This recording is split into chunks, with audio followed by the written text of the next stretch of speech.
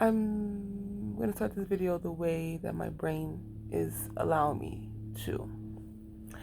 So, this week started out number 14, 13, 12, 11, which is great because 6, 11, 11, double digits. Every month, double digits happen, and they're all different because it could be 5, 5, and 6, 6, and 6, 11, 5, 11, 7, 11, 7, 22, 7, 17. Everything and all these numbers mean something different. So I'm watching these numbers, and everything I do, I just watch lightly because everything means something in every moment because you only have this moment right here. So I came home after this Thursday, and this week has been wild, and this week is going to be more wild just based off of the things that I have planned so far. So today I'm just gonna cut through all the crazy synchronicities I've been having. Today, in this pouring rain this morning, I saw a playing card, 3 of diamonds. So I looked it up, and I got many different meanings. And so I said, check your book of shadows and see what you wrote about the numerology of playing cards. And I didn't do that. I'm doing that right now because what I ended up doing was finding my birth chart and reading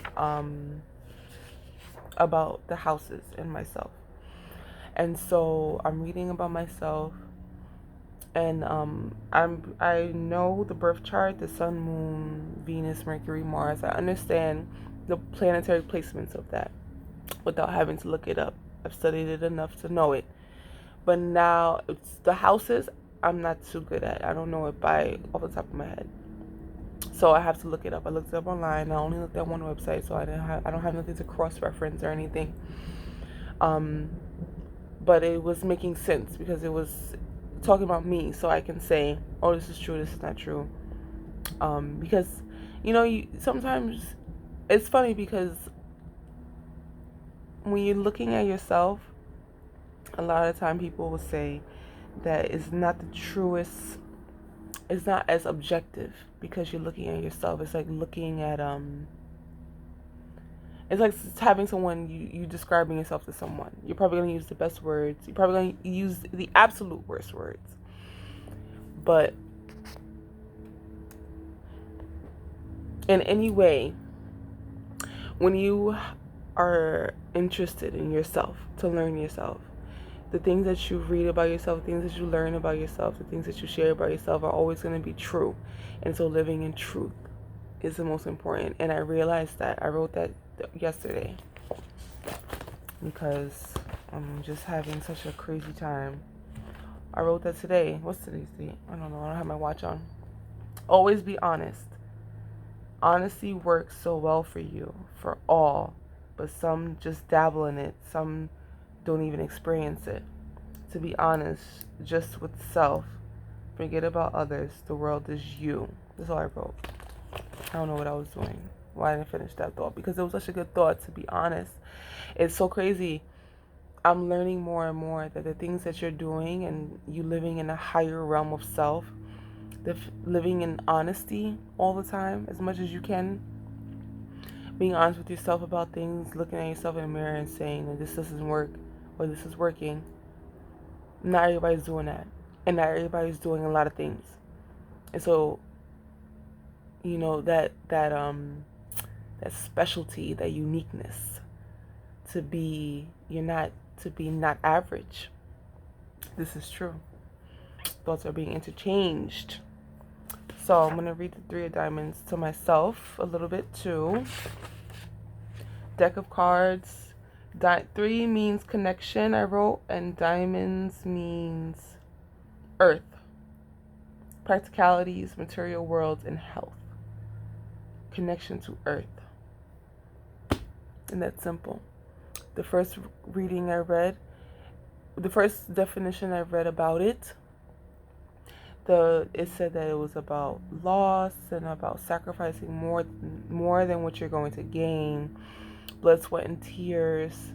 Diamond symbolizing loss, symbolizing uncertainty, unsustainable effort.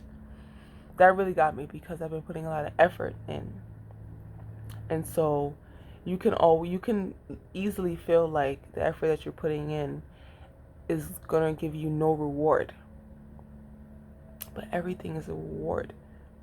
Everything is a reward. There's nothing to fight for. There's nothing to work hard for. There's nothing that you are going to gain by doing anything.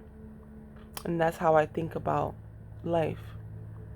The only great thing about the only reward for me working hard is me working hard. That's the reward. Me being able to do that, I'm satisfied in the things that I do, regardless of if I get a lot of money for it or if I get recognition for it. I'm always like, it feels good because I want to work hard for this. I'm working hard for this. I'm putting myself in compromising positions, challenging positions, and I love it. I get a high off of risking my comfort. That's another thought. It is coming back around to me because I said that before. I mean, personally. But learning myself, reading about myself in my birth chart, knowing where the planets were when I was born, that kind of the cosmos, that kind of the energy of the cosmos that made me who I am right now, today.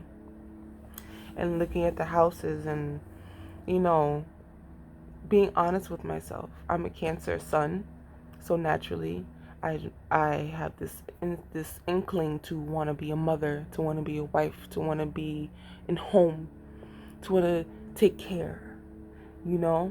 But my moon is in Sagittarius. And so I don't know in what world it works for Sagittarius to be married, tied down.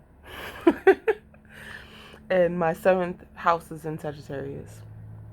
And that house is for partnerships, marriage, business, cooperative, enemies, law, separations, binding, relationships, functional, purpose. In what world am I going to be satisfied being a housewife that I think I want to be? And so it leaves me in this realm of not knowing. And then my rising is in Gemini, and Geminis just don't know anything. They don't know what they're doing. They don't know who they are. And they know. And they know that they don't know. And it's just like, maybe over here today, maybe over here tomorrow. Maybe. And that's how I am. And so it's a constantly pulling, and this is why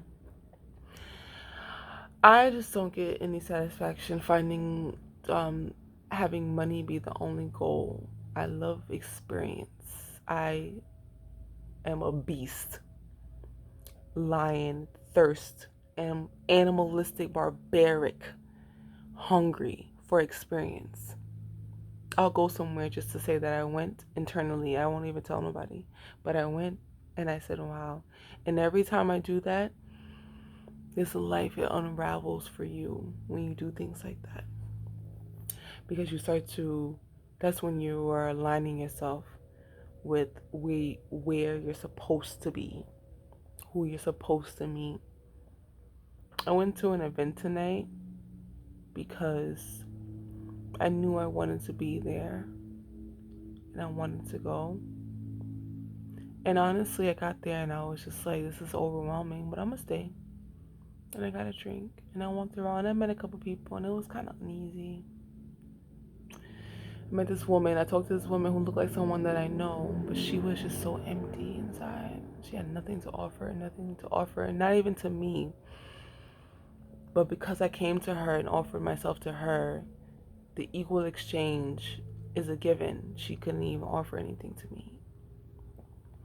But I was okay with that. I said, okay, it was nice to meet you.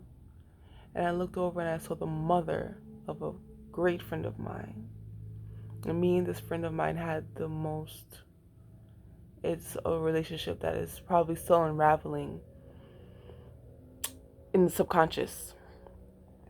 And I saw their mother. And I'm like,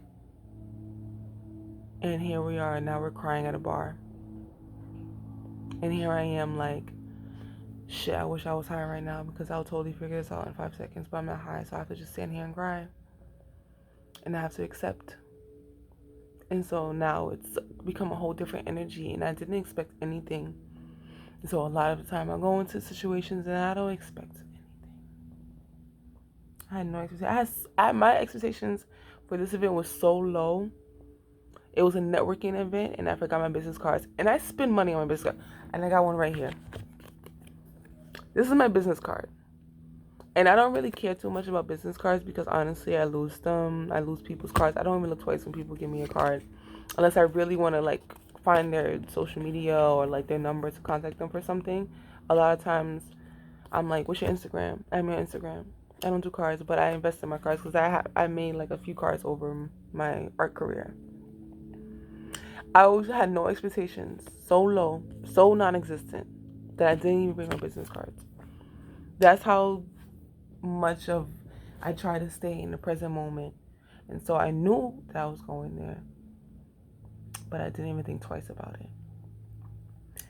Learning about yourself, it upsets me all the time when I read my chart because sometimes I wish I was another way than what I am. But I am very much who I am. And I love who I am. It's so crazy. I love that I am a wild woman of this world. I belong to the world.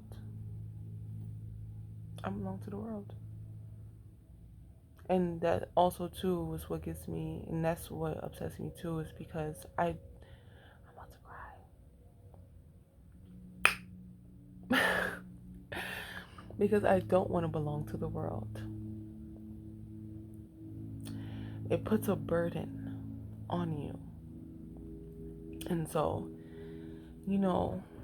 I see the life of the people who haven't found their purpose, who could go through their whole life and just work and just do the things that they're supposed to do.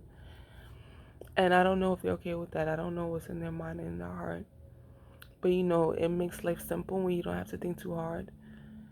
But I know that I have to do more than just that. And I don't belong to myself. I was created to do stuff for other people. And that's what else I'm like, it's so funny. I've been needing to cry for like a week and a half. I'm like, I need to cry. And I wasn't crying, but now I cried like 3 times today. But I was looking at the candles that I make, and I'm like, the things I make are so beautiful, and it's so hard sometimes to my relationship with social media is weird because it's ether and it's another world that I have detached from, because I can go on my phone and pull it up, and I can go off my phone and it's not there no more. And I'm living here in this moment right now. So to me, it's not important. But I make such beautiful things, and they're not for me. Because I've done this stuff for so long. I paint these paintings and they're here with me, but they're not for me. They're for everyone. Other people love my stuff. People love my stuff. They buy my stuff. And I make it because I know these things. I know how to make these things. I can go in a store and buy a white shirt, and the next day I put it on, it's a whole new shirt. And I looked at it and I created something new. That's not for me, that's for other people. And I make these things for other people, and I'm there for other people, and I do so many different things for people. I make paintings, I make candles, I make fucking art for their projects, music projects. I can make potions, I can make clothes, and I am a servant to the world, and I don't want to be that.